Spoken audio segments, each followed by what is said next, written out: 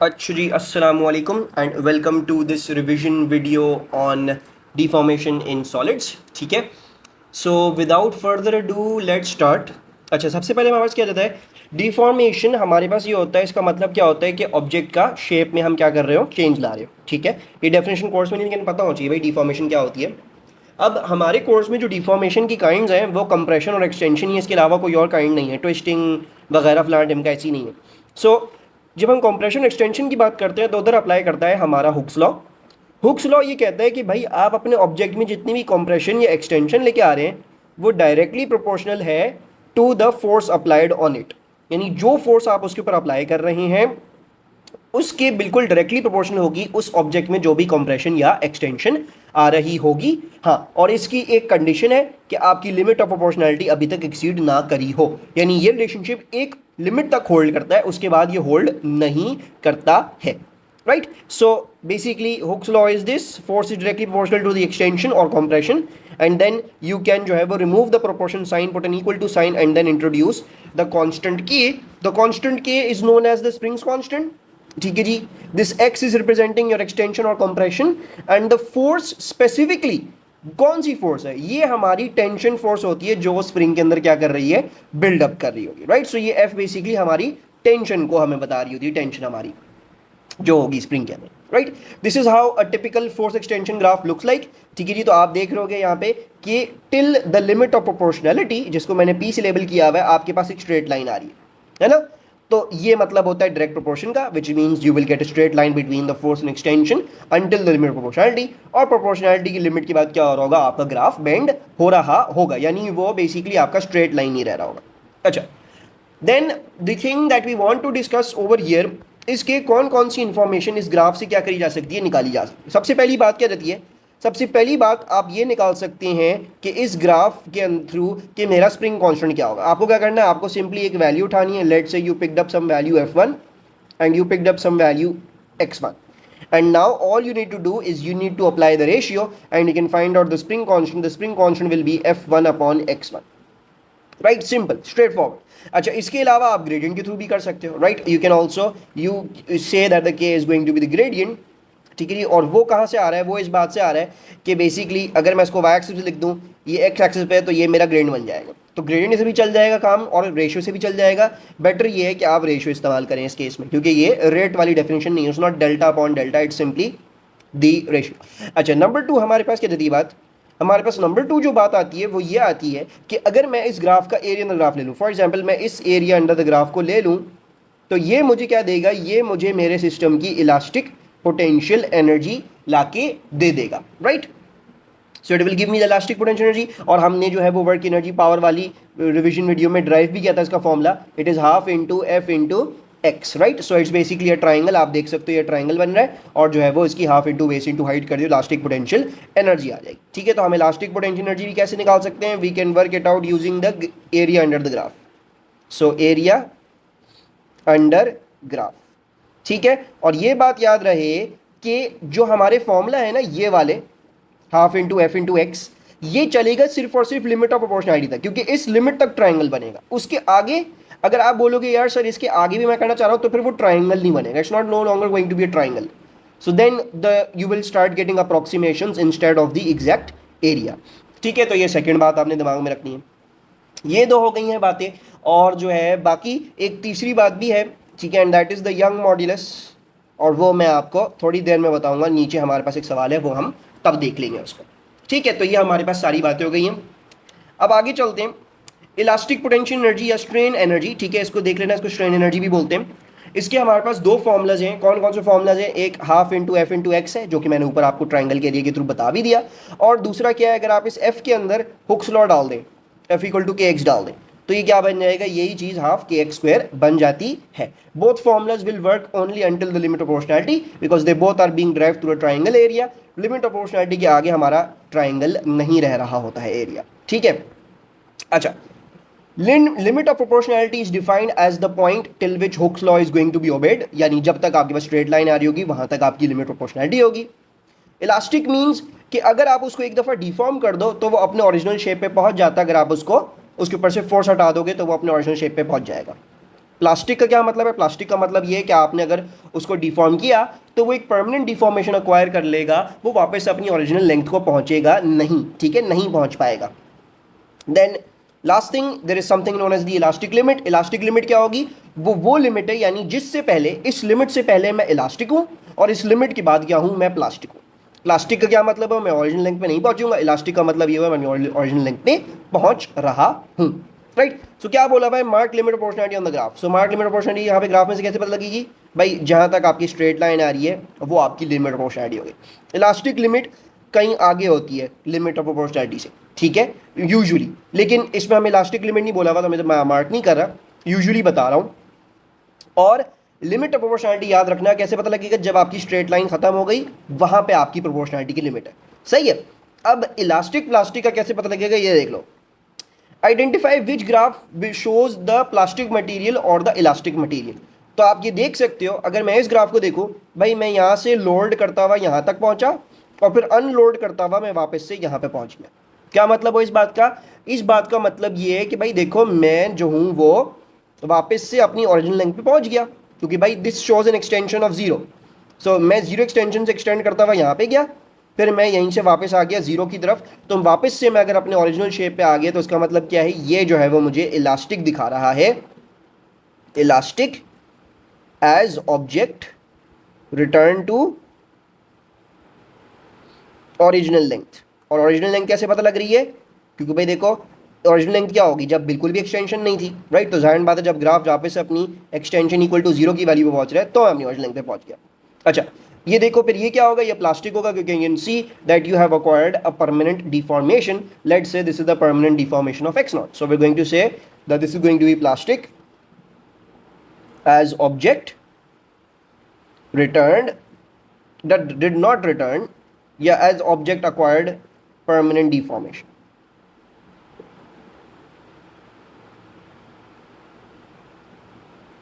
सही है। अच्छा, दूसरी बात ये भी हो सकता है मैं आपसे पूछूं, बेटा क्या है इसमें इलास्टिक लिमिट एक्सीड हुई है? आप बोलोगे नहीं सर, इलास्टिक लिमिट एक्सीड नहीं हुई, आप इधर तक गए फिर आप वापस ऐसे ही आ गए, तो elastic limit was not exceeded. मैं आपको बोलूं बेटा इधर कहीं इलास्टिक लिमिट एक्सीड हुई है, आप बोलोगे जी सर हो चुकी है, क्योंकि आप वापस से अपने ओरिजिनल लेंथ पे नहीं पहुंचे। So your elastic limit was exceeded in the second case. अच्छा, फिर हमारे पास जो है वो लोडिंग और अनलोडिंग कर्व्स दिए हुए हैं, और इसमें हमें एरिया अंडर ग्राफ के कॉन्सेप्ट को इस्तेमाल करके हमने जो है वो इन तीन चीज़ों को मार्क करना है। क्या मार्क करना है? The energy given to the spring during the loading process, number 2 the energy retrieved back from the spring, and number 3 the energy lost in the spring. अच्छा जी, अब ये कैसे होगा? देखो भाई, हमारा ये वाला जो कर्व है, ये ब्लू वाला, this is the loading curve. अगर मैं इसका एरिया अंडर द ग्राफ ले लूँ, and if I take this whole area under the graph, this is going to be the energy given to the spring during the loading process. तो ये वाला जो one का आंसर है वो इस ब्लू वाला एरिया हो गया। अब मैं इसको लिखूंगा थोड़ा सा यूनिक वे में। Let's say I am going to label these areas. मैं इस एरिया को एक्स लेबल कर रहा हूं, इस एरिया को वाई लेबल कर रहा हूं, यानी ये वाला ये एक्स है और ये वाला वाई है। So the energy given to the spring while loading is going to be X plus Y, यानी दोनों एरियाज को मिला के। Number 2, the energy retrieve back from the spring, वो एनर्जी होगी जो कि आपको अनलोडिंग कर्व के अंदर, यानी अनलोडिंग कर्व के अंडर जो एरिया ग्राफ होगा, ये एनर्जी आपको वापस मिली है। सो बेसिकली दिस एरिया, यानी अनलोडिंग कर्व के नीचे जो एरिया है, ठीक है, सारा नहीं, the one that is below the unloading curve, that is going to be the energy you got back from the spring, and that is going to be y. And if I ask you कि what is the loss, so you're going to say sir loss जो है, ये देखें, आपने blue जितनी energy डाली आपको मिली कितनी? आपको मिली रेड वाली एनर्जी वापस। तो इसका मतलब ये जो ब्लू रह गई है ये ज़ाया हो गई है। So the energy that was lost is going to be X, ठीक है। और मैं काम करता हूँ, मैं y को जो है ना ज़रा रेड से लिख देता हूँ, ठीक है, सो दैट आपको भी समझ में आए जब आप बाद में करें। सही है बेटा, तो ये हमने देख लिया इसको। अब आ जाते हैं नेक्स्ट उस पे। नेक्स्ट क्या है आपके पास? स्ट्रेस है। Stress is defined as force upon cross sectional area. So basically force applied to cross sectional area, ये इन दोनों के बीच में इनका रेशियो होता है, ठीक है। ये इसका सिंबल होता है, इसको सिग्मा कहते हैं। फिर हमारे पास स्ट्रेन है। Strain is defined as extension upon original length या फिर कंप्रेशन अपॉन ओरिजिनल लेंथ, ठीक है। कभी कभी अगर मैं इसको delta L upon L not लिख दूँ तो परेशान नहीं होइएगा, मैं कभी कभी एक्सटेंशन को डेल्टा एल भी बोल देता हूँ और लेंथ को ओरिजिनल लेंथ दूसरा भी लिख देता हूँ, तो कहीं गलती से अगर स्लिप आउट हो जाता है, और वैसे मेरी प्लेलिस्ट में मैंने इसको इस तरीके से रिगार्ड किया है, तो फिर आप उसको देख लीजिएगा, ठीक है। तो ये मैंने लिखा हुआ है आपके लिए।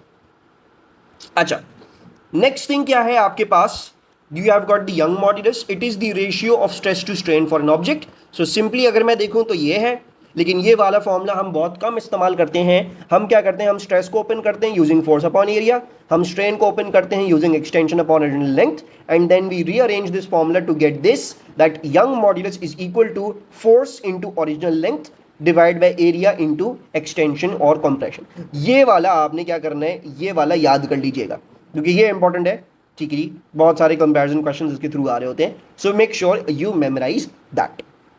Next thing, spring constant is constant for a spring. ये याद रखिएगा, अगर मैंने आपको एक स्प्रिंग दिया हुआ है और वो अपनी लिमिट ऑफ प्रोपोर्शनैलिटी के अंदर ऑपरेट कर रहा है, तो जो हम के बात कर रहे हैं वो इस स्प्रिंग का के है, ठीक है जी। लेकिन अगर मैं आपको कहता हूँ यार बेटा ये कॉपर का स्प्रिंग था और मेरे पास एक और कॉपर का स्प्रिंग है और वो इससे थोड़ा सा लंबा है, अब मैं आपको बोलूँ क्या बेटा इन दोनों के स्प्रिंग कांस्टेंट सेम होंगे, आप बोलोगे नहीं सर देखिए ये वाले स्प्रिंग की जब मैं बात कर रहा था तो इसका K1 है, लेकिन जब आप इस स्प्रिंग की बात कर रहे हैं भले ये कॉपर का है, ठीक है, लेकिन क्योंकि ये थोड़ा सा लंबा है, एग्जैक्ट सेम नहीं है, तो इसका स्प्रिंग कांस्टेंट क्या होगा, डिफरेंट होगा। तो सेम क्या होगी इन दोनों में, सेम जो चीज होगी इन दोनों में वो इनका यंग मॉड्यूलस होगा। अगर मटेरियल सेम होगा तो Young modulus same. Spring constant is only constant for a particular spring, यानी जब तक मैं स्प्रिंग के ऊपर कैलकुलेशन कर रहा हूं मैं स्प्रिंग कांस्टेंट K1 ले सकता हूं, जब तक मैं इसके ऊपर काम कर रहा हूं तब मैं K2 ले सकता हूं। हाँ, लेकिन मैं ये नहीं कर सकता इसका K1 इसको K2 को बोल दूं, इसके K2 को इसके K1 को बोल दूं, नहीं। मटेरियल के ऊपर स्प्रिंग कांस्टेंट अप्लाई नहीं करता, ठीक है, यंग मॉड्यूलस अप्लाई करता है मटेरियल पे। तो ये बात क्या करिएगा, याद रखिएगा सही तरीके से, ठीक है। फिर both spring constant and Young modulus tell you how stiff a spring is. क्या मतलब है इस बात का, भाई स्टिफनेस से क्या पता लग रहा है, ये पता लग रहा है कि भाई मेरा स्प्रिंग आसानी से एक्सटेंड करेगा या मुश्किल से एक्सटेंड करेगा, राइट। तो ज्यादा स्प्रिंग कांस्टेंट मींस मुश्किल से एक्सटेंड करेगा, कम स्प्रिंग कांस्टेंट मींस आसानी से एक्सटेंड करेगा। सिमिलरली यंग मॉड्यूलस भी वही है, ठीक है जी। सो हाई के और high E means that you will get a smaller extension for same amount of force as compared to something with low K or low E, यानी जिसका स्प्रिंग कांस्टेंट या यंग मॉड्यूलस छोटा है वो आसानी से एक्सटेंड हो जाएगा, जिसका स्प्रिंग कांस्टेंट या यंग मॉड्यूलस बड़ा है तो वो आसानी से एक्सटेंड नहीं होगा। अच्छा, what information can be worked out from stress strain graphs. सबसे पहली बात जो समझने की है वो ये वाली बात है कि they look very very similar to force extension graphs. Similar लिखेंगे, शक्ल इन दोनों की बिल्कुल सेम होती है, ठीक है, बस फर्क क्या होता है, फर्क यहाँ पे वाई एक्सिस और एक्स एक्सिस की वैल्यूज का होगा, राइट। अच्छा, ये सिमिलर क्यों दिखते हैं, सिमिलर इसलिए दिखते हैं क्योंकि आप सबको पता है stress equals to force upon area, so stress is basically directly proportional to force and your strain is extension upon original length, so basically it becomes strain is directly proportional to length. So it's basically like it's basically like saying this, it is basically a force extension curve ही, ठीक है जी, अगर direct proportion के हिसाब से देखें, right. Obviously values का फर्क होगा लेकिन शेप का जो है वो इसलिए हमारे पास क्या है, सिमिलर। तो सिमिलरली अगर मैं आपको बोलूँ बेटा मुझे ये बता दो प्रोपोर्शनैलिटी की लिमिट कहाँ है, तो आप बोल दोगे सर प्रोपोर्शनैलिटी की लिमिट इधर है। मैं आपको बोलूँ बेटा ये इलास्टिक है कि नहीं, तो आप इसका अनलोडिंग कर देखोगे, अगर अनलोडिंग करके यहाँ पे आ गया तो प्लास्टिक है, अगर ये अनलोडिंग करके यहीं आ गया तो इलास्टिक है, ठीक है। तो वही सारी चीज़ें वैसे ही अप्लाई करते। अब सबसे पहली बात क्या ढूंढ सकता हूँ मैं जो हूँ वो, वुप्स भैया कहाँ जा रहे हो, मैं जो हूँ वो ये ढूंढ सकता हूँ, अगर मैं स्ट्रेस की वैल्यू ले लूँ और मैं स्ट्रेन की वैल्यू ले लूँ तो मैं क्या कर सकता हूँ, मैं अपना यंग मॉड्यूलस निकाल सकता हूँ। वो क्या हो जाएगा, वो हो जाएगा स्ट्रेस 1 अपॉन स्ट्रेन 1, ठीक है। कोई भी वैल्यू ले लो before the limit of proportionality, आपके पास आपकी यंग मॉड्यूलस आ जाएगी। नंबर 2 हमारे पास क्या है, इस ग्राफ का एरिया इन द ग्राफ, अगर मैं प्रोपोर्शनैलिटी की लिमिट तक रह के इसका एरिया इन द ग्राफ निकाल रहा हूँ तो ये मुझे क्या देगा, ये मुझे देगा elastic potential energy per unit volume. It will give me elastic potential energy per unit volume. इसको ड्राइव करना बहुत आसान होता है, ठीक है। बेसिकली हाफ इनटू क्या करोगे, स्ट्रेस इंटू स्ट्रेन करोगे, ठीक है जी, और फिर जो है वो आपके पास स्ट्रेस आप खोल दोगे फोर्स अपॉन एरिया से, स्ट्रेन आप खोल दोगे एक्स अपॉन एल से, एरिया और लेंथ क्या बन जाएंगे, वॉल्यूम बन जाएंगे, हाफ एफ एक्स क्या बन जाएगा आपके पास, इलास्टिक पोटेंशियल नहीं बन जाएगा। तो ये डेरिवेशन भी 2 मिनट की है, ठीक है। तो ये सारी चीज़ें मैंने आपको बता दी हैं, ठीक है। तो इसको भी देख लीजिएगा, ये P1 में होता है, अगर इलास्टिक पोटेंशियल निकालने को भी आ जाए पर यूनिट वॉल्यूम तो वो P1 में ही आएगी।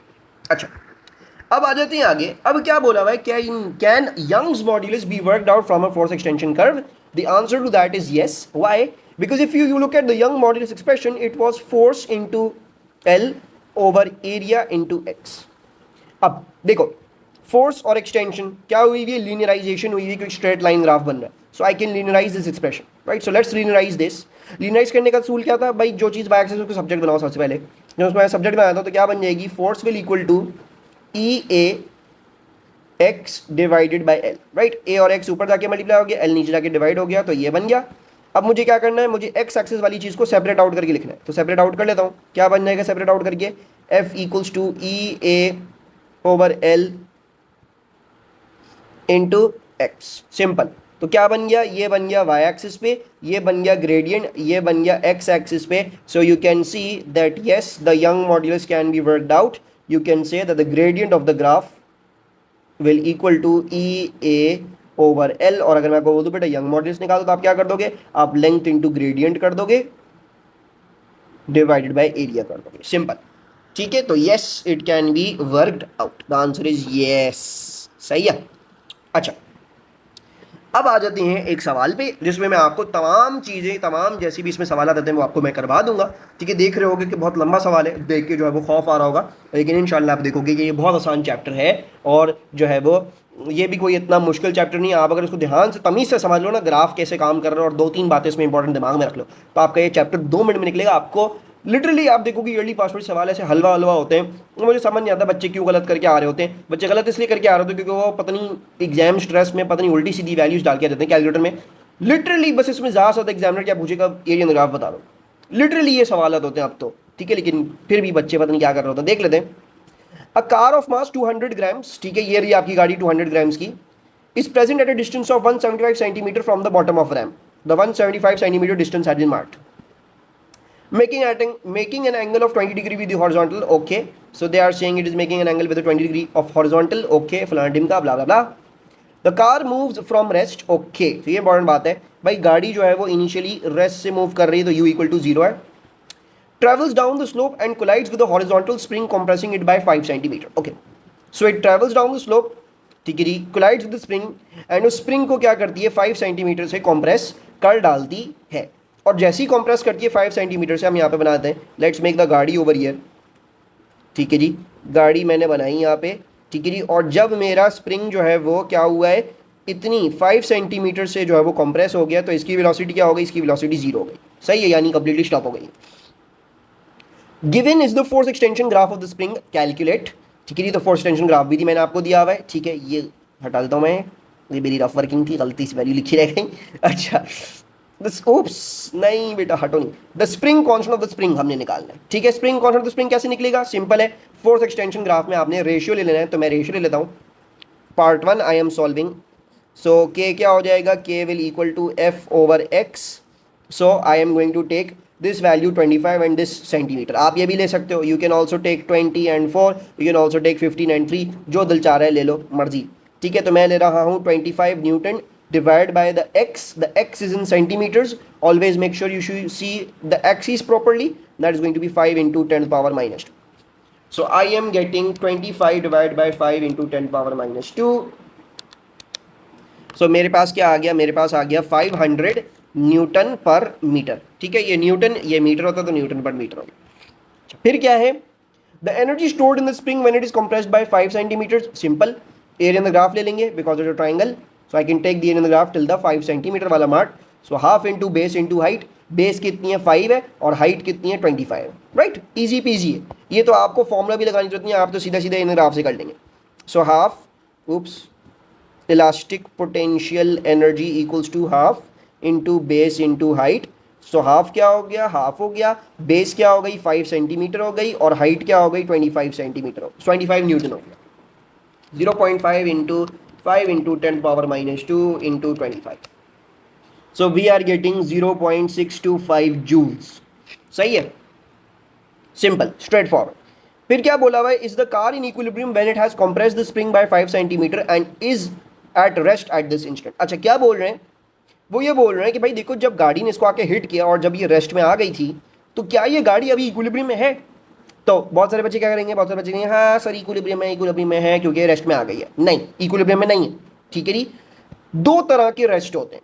एक होता है कॉन्स्टेंटली एट रेस्ट. अब अगर कोई चीज़ पड़ी हुई है, ठीक है जी, रेस्ट पे पड़ी हुई है, हिल ही नहीं रही, आपने बहुत टाइम दे दिया, हिल ही नहीं रही, तो आप बोलोगे सर इसका वेलोसिटी टाइम ग्राफ कैसा बन रहा है, इसका वेलोसिटी टाइम ग्राफ ऐसा बन रहा है, like this. So this is showing acceleration equal to 0 which means equilibrium because acceleration gradient of the graph. But अगर इसका ग्राफ कुछ ऐसा बनता, लाइक दिस, सो ये जो चीज है ये रेस्ट पे इस पॉइंट पे पहुंचा है, लेकिन ये कांस्टेंट रेस्ट नहीं है, ये इंस्टेंटेनियसली एट रेस्ट है. देखो ये रेस्ट पे है तो सिर्फ इस पॉइंट पे, इससे पहले नहीं है, इसके बाद नहीं है, रेस्ट पे इसके बाद भी और इससे पहले भी इस पे वेलोसिटी है. तो जरूरी नहीं है हर दफा वेलोसिटी 0 हो तो आपने बोल दिया हाँ रेस्ट में चलो इक्विलिब्रियम. नहीं, इसको आपने देखना पड़ेगा कि ये इंस्टेंटेनियसली एट रेस्ट है या कॉन्स्टेंटली एट रेस्ट है. This if it was constantly at rest, yes it is equilibrium.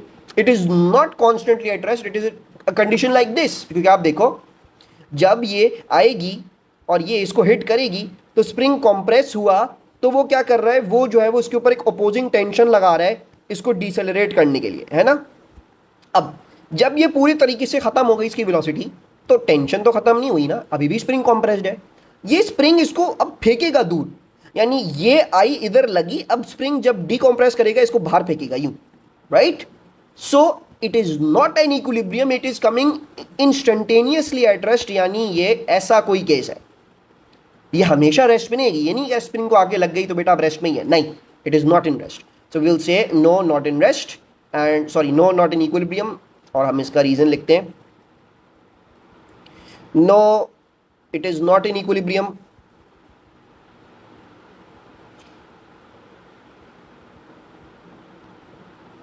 as there is a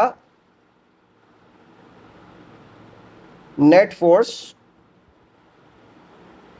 of how much, देखो 5 सेंटीमीटर से कंप्रेस किया ना इसको, so 25 न्यूटन इसके ऊपर हमारी एक टेंशन अप्लाई कर रही है जो इसकी नेट फोर्स होगी, है ना. Net force of 25 Newton on it. Simple straight forward, ठीक है. अच्छा अब क्या है, as the spring decompresses and returns to its original length, its compression changes by 5 cm to 3 cm. Calculate the change in elastic potential energy during this change. Okay, so they are asking you जब आपका spring 5 centimetre से 3 centimetre जा रहा है तो इसमें ज़रा हमारी चेंज इन इलास्टिक पोटेंशियल निकाल दें. क्या से निकालेंगे, ये ट्रपीजियम का एरिया ले लेंगे. I will take the area of this trapezium. तो ये क्या हो गई, ये एक पैरेलल साइड हो गई, ये दूसरी पैरेलल साइड हो गई, और इन दोनों के बीच में ये जो आ रही है लेंथ, ये जो है वो मेरी हाइट हो जाएगी. सो मेरी हाइट क्या हो गई, मेरी हाइट जो है वो हो गई है 2 सेंटीमीटर बिकॉज 5 - 3, सो 2 × 10⁻⁻². और ये वाली पैरेलल साइड कितनी हो गई, देखो उसकी लेंथ 25 है और इसकी लेंथ क्या है, इसकी लेंथ 15 है फ्रॉम दी एक्सिस. अब आप इसको सॉल्व कर लो. So I am going to do number 4. I am going to say that the elastic potential energy का जो चेंज होगा that will be equivalent to half into a plus b into height which is the formula of your trapezium.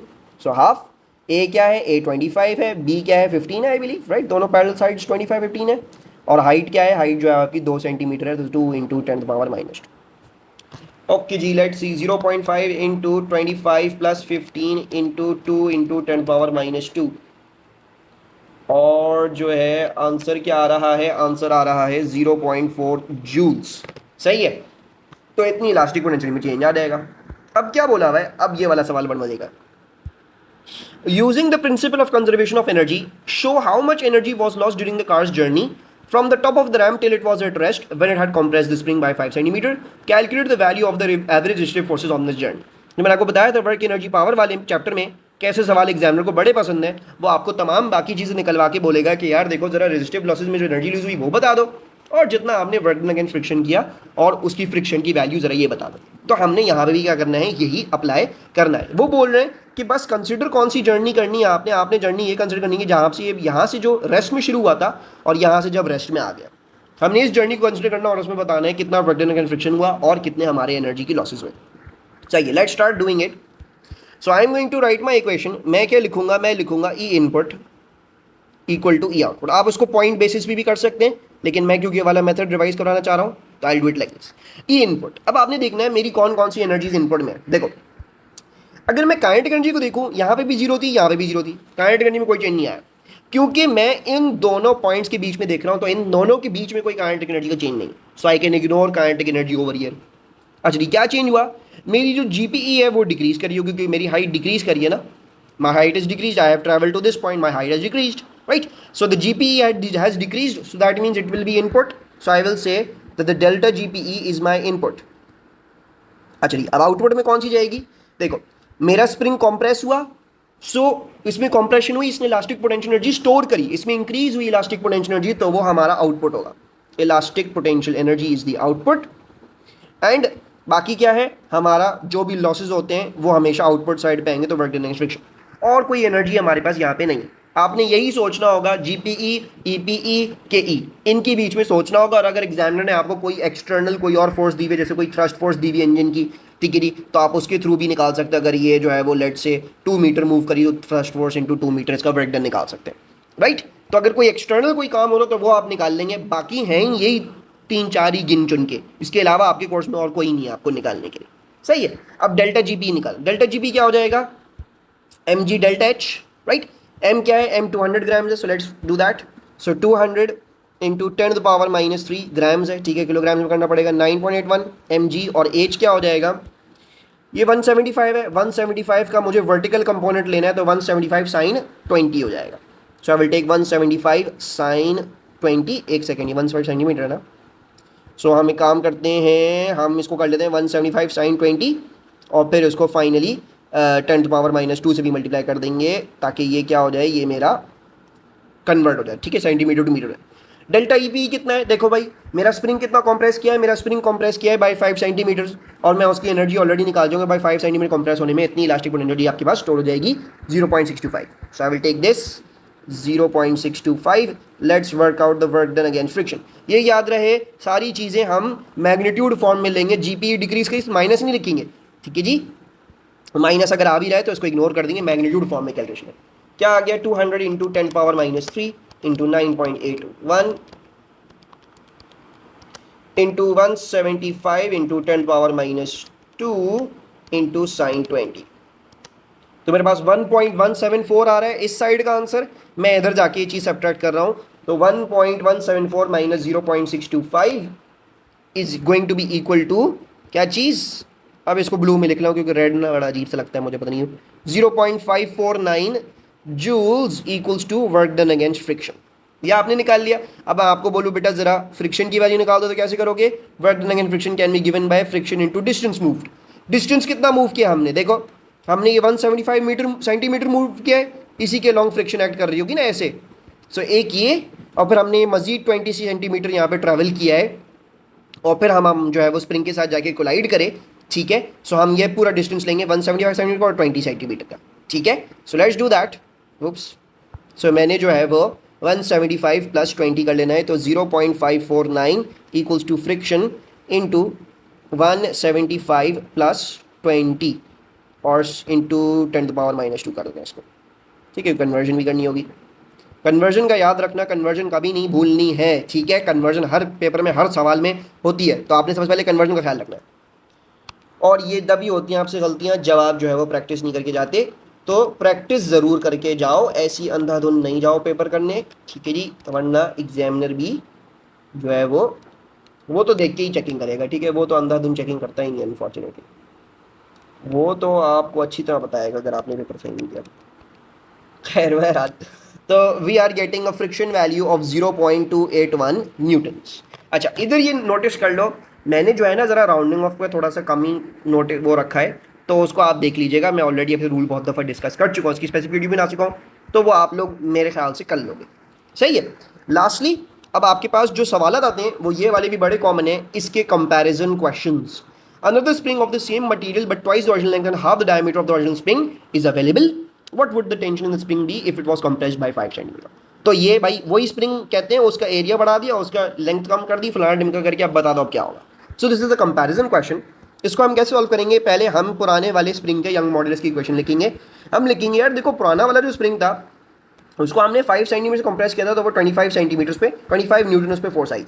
So force उसकी 25 हो गई, ठीक है जी। Length हमें उसकी नहीं पता, तो लेंथ लेंथ लिख लेते हैं, एरिया एरिया लिख लेते हैं, और उसकी एक्सटेंशन क्या थी? उसकी एक्सटेंशन थी 5 सेंटीमीटर। सो 5 इंटू 10⁻²। ये है मेरा यंग मॉड्यूलस पहला वाला। अब देखो मेरे पास इसमें क्या होता है, मुझे कहते हैं मटेरियल सेम है, तो इसका मतलब क्या है? दूसरे वाले का भी यंग मॉड्यूलस ये होगा। सो आई कैन से ओके, जो दूसरा वाला स्प्रिंग है, इधर ऊपर लिख लेते हैं, ये स्प्रिंग 1 है और ये स्प्रिंग 2 है। जो दूसरा वाला जो स्प्रिंग है उसके जो यंग मॉड्यूलस है वो क्या होगा? उसकी मुझे निकालनी है फोर्स क्या होगी। उसकी ओरिजिनल लेंथ मुझे क्या दी हुई है? उसकी ओरिजिनल लेंथ मुझे दी हुई है twice the original length, so I am going to take 2L। Area क्या होगा? अच्छा, अब क्या बोला हुआ है? Half the diameter of the original spring. अच्छा, अब ये भी एक बड़ा मसला किया हुआ है, अब इसको भी फिलहाल एरिया 2 कर लेते हैं, ठीक है। अभी डायमीटर को भी देखेंगे, और जो है मैं बोल रहा हूँ मसला किया हुआ है, हालांकि मैंने खुद किया है, क्वेश्चन बनाया। और एक्सटेंशन हमारी वही है, सॉरी कंप्रेशन वही है 5 सेंटीमीटर वाली, तो हम वही ले लेते हैं 5 इंटू 10⁻²। ठीक है, ये सवालों में यही आता है यूजुअली, तो आप इसको देख लीजिएगा इस चीज़ को। अच्छा, अब देखो डायमीटर बोला हुआ है, हम एरिया की जो लिए जो फॉर्मूला इस्तेमाल करेंगे, diameter form that is going to be πd²/4। तो मैं झट से यहाँ पे एरिया की जगह डायमीटर्स के थ्रू लिख लेता हूँ। तो Young modulus will equal to 25 into L divide by πd²/4 into 5 into 10⁻²। आप चाहो इस स्टेप में सिंप्लीफिकेशन कर लो, या नहीं भी करो तो कोई मसले की बात नहीं है, मैं अभी फिलहाल नहीं कर रहा। मैंने आपको क्या बताया था, डिनोमिनेटर का डिनोमिनेटर न्यूमरेटर बन जाता है, तो मैं ये 4 न्यूमरेटर में भेज रहा हूँ। So it's going to be 4 into 25 into L divided by πd² into 5 into 10⁻²। ये मैंने स्प्रिंग 1 की जो है वो इक्वेशन सिंप्लीफाई कर ली। इसको करते हैं अब, Young modulus will equal to F2, I want to find out the force, twice the original length, area क्या था, क्या बोला था? हाफ द डायमीटर था, ठीक है। सो मैं क्या कर लूँगा? मैं कर लूँगा पाए, डायमीटर ले लूँगा हाफ, और ये आ जाएगा हमारा ये चीज़, और जो हमारी एक्सटेंशन है वो तो वही है 5 इंटू 10⁻²। अब देखो क्या हो जाएगा, ये हो जाएगा F2 into 2L divided by pi, सही है। 1/2 का स्क्वायर क्या हो जाएगा? 1/4 हो जाएगा। सो ये हो जाएगा हमारे पास। अच्छा, दूसरी बात क्या होती है, न्यूमरेटर का जो डिनोमिनेटर होता है वो डिनोमिनेटर में चलाता है, ठीक है। ये याद रखो, न्यूमी का डिनो क्या बनेगा? डिनो बनेगा। डिनो का डिनो क्या बनेगा? न्यूमी बनेगा। ये याद रखो, अगर डिनोमिनेटर में न्यूमरेटर मौजूद है, सॉरी क्या बोला मैंने, मसला आएगा सिर्फ और सिर्फ डिनोमिनेटर में, ठीक है। न्यूमरेटर तो वहीं रहता है, न्यूमरेटर को आपको कभी भी इधर से उधर नहीं करना है। अगर न्यूमरेटर में डिनोमिनेटर मौजूद है तो वो डिनोमिनेटर का पार्ट बना दो, मेन फ्रैक्शन का, और अगर जो है वो डिनोमिनेटर का डिनोमिनेटर है मौजूद तो वो न्यूमरेटर का पार्ट बना दो, सिंपल, ये बात याद रखो। अब देखो, अगर मैं इसको कंसिडर करूं, ये इसका न्यूमरेटर है, न्यूमरेटर का ये डिनोमिनेटर है, तो ये डिनोमिनेटर अब इस होल फ्रैक्शन के डिनोमिनेटर में चलाएगा, यानी 4 के साथ जाके नीचे मल्टीप्लाई हो जाएगा। सो 1/2 का होल स्क्वायर क्या बन जाएगा? 1/4 बन जाएगा। So this will become πd²/4 into 4 16 and then into 5 into 10⁻²। ये आ गया। एंड बाकी मैं ये 16 क्या कर रहा हूँ, ऊपर भेज रहा हूँ, सही है। इसको भी यहाँ पे कर लेते हैं। So the Young modulus is going to equal to F2 into 2L into 16 divided by πd² into 5 into 10⁻², सही है। अब फाइनल मैं क्या कर लूँगा, इन यंग मॉड्यूलस को इक्वेट कर दूंगा, ठीक है। I will equate these two, दोनों सेम है। So I can write 4 into 25 into L divided by πd² into 5 into 10⁻². This is the most relaxing, the most wonderful step, because आपको इस step में सब कुछ काटने पूटने का चांस मिलता है। कभी देखोगे सब कुछ काटूंगा मैं बैठ के, इतना मज़ा आता है इसमें। And 5 into 10⁻², let's see, 5 cancel, πd² cancel, length cancel, और क्या कैंसिल करूँ, सब उड़ा दिया मैंने, ओहो जल्दी काट दिया मैंने सारा, ठीक है। खैर इसको भी काट लेते हैं, 4 1 हो जाएगा, ये 4 हो जाएगा। क्या आ रहा है answer?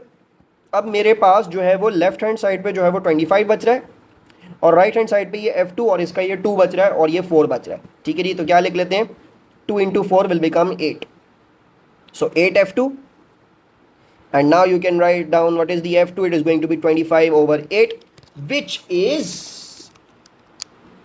3.125. So F2 you can quote as 3.125 Newton.